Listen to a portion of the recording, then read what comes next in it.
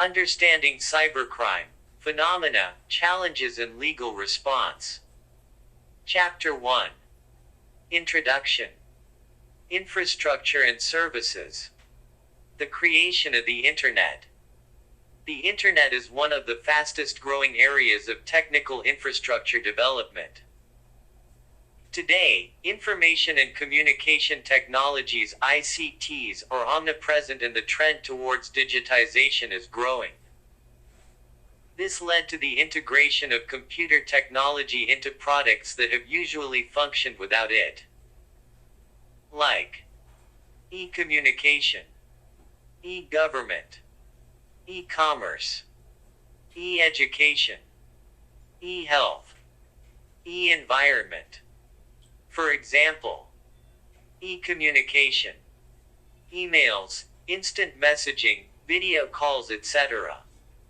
E-government, online information, appointment and services, online databases.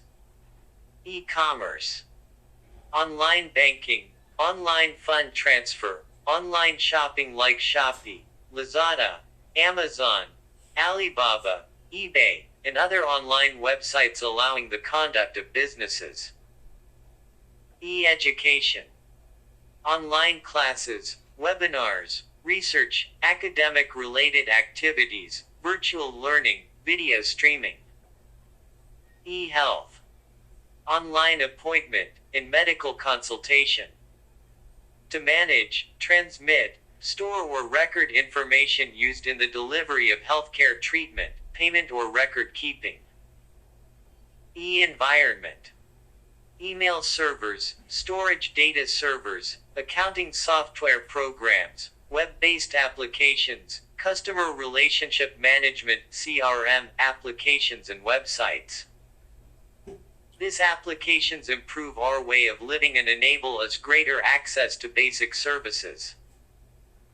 These technological developments are mainly focused on meeting consumer demands and making our lives relatively easier and convenient.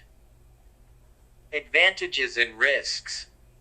The introduction of ICTs has led to the development of the modern concept of information society that offers great opportunities through access to information. Technological developments and advancements improve our daily life. Information infrastructures and services like water and electric supply, cars, traffic controls, modern houses, elevators, air conditioning, telephones, and various information databases that run these advancements depend on the smooth functioning of ICTs. Therefore, attacks against these pose a potential harm to society in new and devastating ways, like online fraud, online identity information theft, and hacking. Online fraud involves hiding of information or providing incorrect information for the purpose of tricking victims out of money, property, and inheritance. It is differentiated from theft since, in this case, the victim voluntarily and knowingly provides the information, money or property to the perpetrator. Example: charity fraud, a deceptive charity and solicitations. Internet ticket fraud, a fake or undelivered online tickets to events, concerts, or sporting events.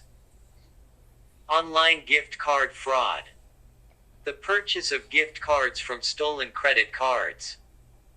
Online identity information theft, maliciously gaining access to your personally identifiable information to commit fraud using scams like planting malicious software in your computer.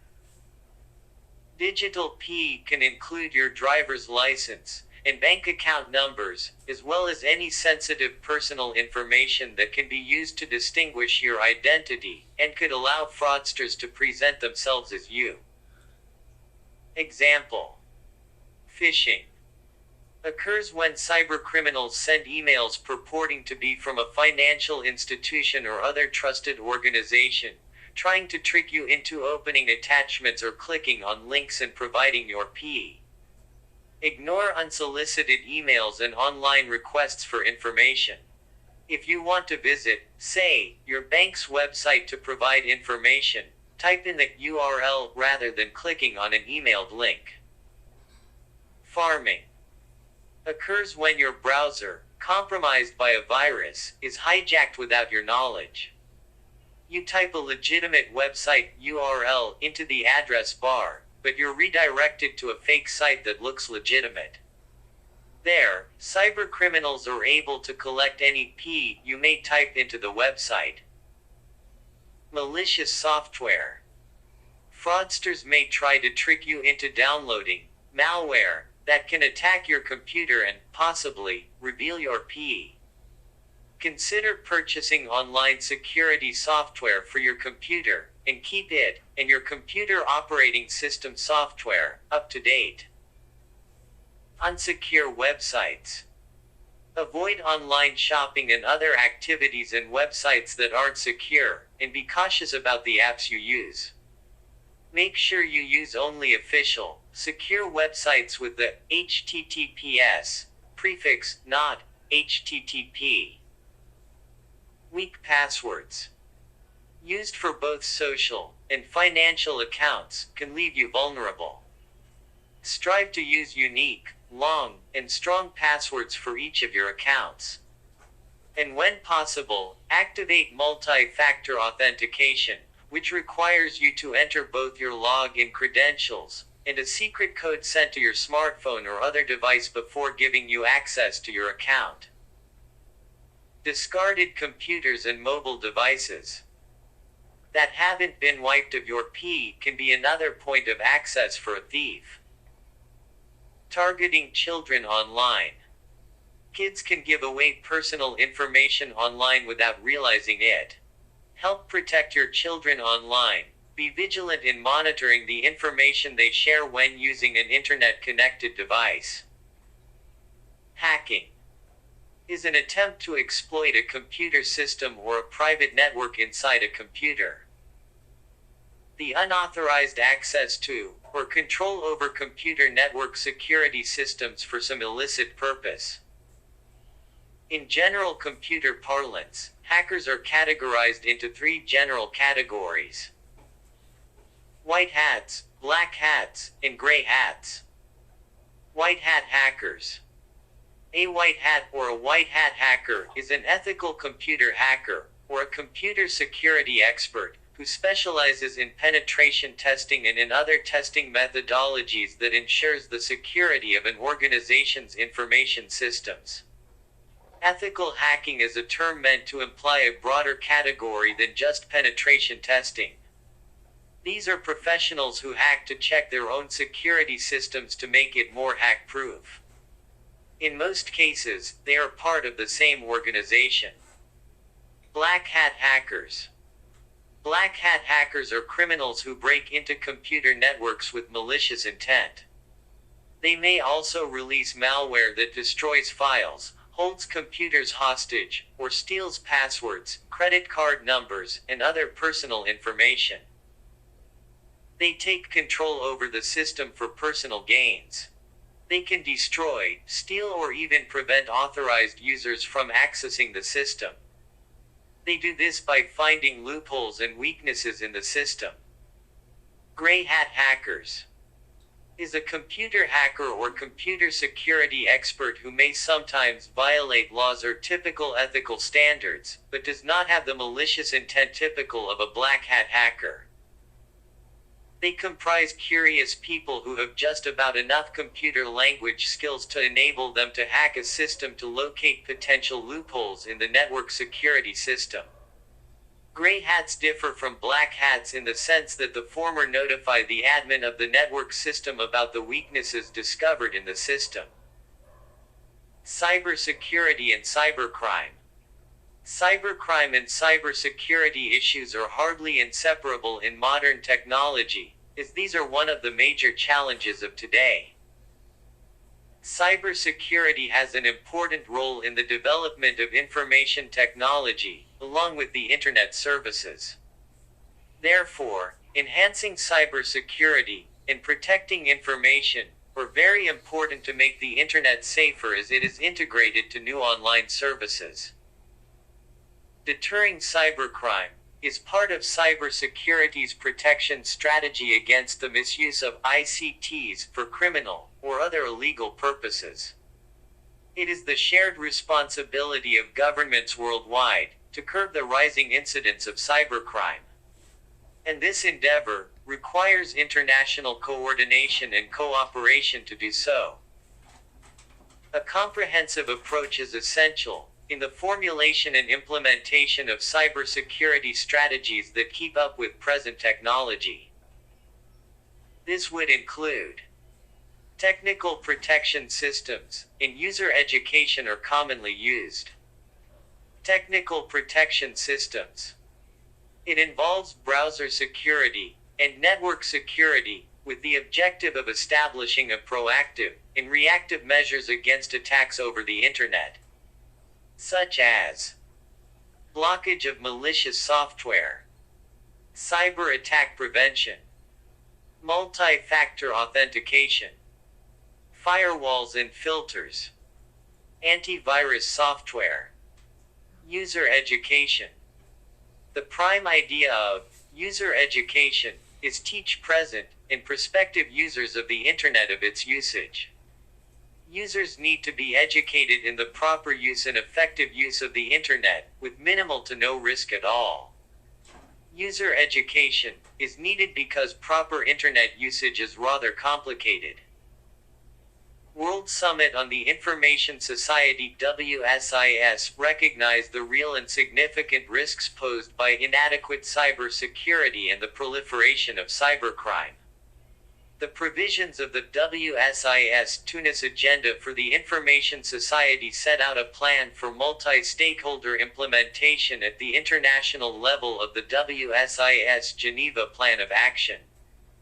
At WSIS, world leaders and governments designated ITU to facilitate the implementation of WSIS Action Line C5, dedicated to building confidence and security in the use of ICTs. Geneva Plan of Action can be found on this link. The International Telecommunication Union (ITU) is a specialized agency of the United Nations responsible for all matters related to information and communication technologies. Established in 1865 as the International Telegraph Union, it is one of the oldest international organizations in operation. In this regard, the ITU Secretary-General launched the Global Cybersecurity Agenda (GCA) on the 17th of May 2007, alongside partners from governments, industry, regional and international organizations, academic and research institutions. Global Cybersecurity Agenda (GCA) is a global framework for dialogue and international cooperation to coordinate the international response to the growing challenges to cybersecurity and to enhance confidence and security in the information society. GCA 5 Work Areas. Legal measures. Focuses on how to address the legislative challenges posed by criminal activities committed over ICT networks in an internationally compatible manner. Technical and procedural measures. Focuses on key measures to promote adoption of enhanced approaches to improve security and risk management in cyberspace, including accreditation schemes, protocols and standards. Organizational structures. Focuses on the prevention, detection, response to and crisis management of cyber attacks, including the protection of critical information infrastructure systems. Capacity building. Focuses on elaborating strategies for capacity building mechanisms to raise awareness, transfer know-how, and boost cybersecurity on the national policy agenda. International cooperation. Focuses on international cooperation, dialogue and coordination in dealing with cyber threats. Adequate legislation and legal framework is an essential part of cybersecurity strategy, requiring all the necessary substantive criminal law provisions to criminalize acts such as computer fraud, illegal access, data interference, copyright violations, child pornography, to name a few. Law enforcement agencies need the necessary tools and instruments to investigate cybercrime. Such investigations themselves present a number of challenges. Perpetrators can act from nearly any location in the world and take measures to mask their identity. The tools and instruments needed to investigate cybercrime can be quite different from those used to investigate ordinary crimes. International dimensions of crime. Emails with illegal content often pass through a number of countries during the transfer from sender to recipient, or legal content is stored outside the country. That is why close cooperation between the countries involved is very important. Mutual legal assistance agreement, quick response to incidents and international cooperation, is therefore vital within cybercrime investigations. Consequences for developing countries. The creation and implementation of a comprehensive anti-cybercrime strategy that is in line with international standards is a major challenge for developing countries like the Philippines, as it requires a considerable amount of funding, time for development and expertise. In the absence of internet security, developing countries could encounter significant difficulties promoting e-business and participating in online service industries. Thus, the development of technical measures to promote cybersecurity and proper cybercrime legislation is vital for both developed countries and developing countries. A number of countries base their mutual legal assistance regime on the principle of dual criminality, wherein investigations on a global level are generally limited to those crimes that are criminalized in all participating countries. But material that can lawfully be distributed in one country can easily be illegal in another country. And in terms of illegal content, internet users can access information from around the world, enabling them to access information available legally abroad that could be illegal in their own country. Although the internet may not recognize border controls, there are means to restrict access to certain information. The access provider can generally block certain websites, and the service provider that stores a website can prevent access to information for those users on the basis of IP addresses linked to a certain country. IP targeting. End of topic.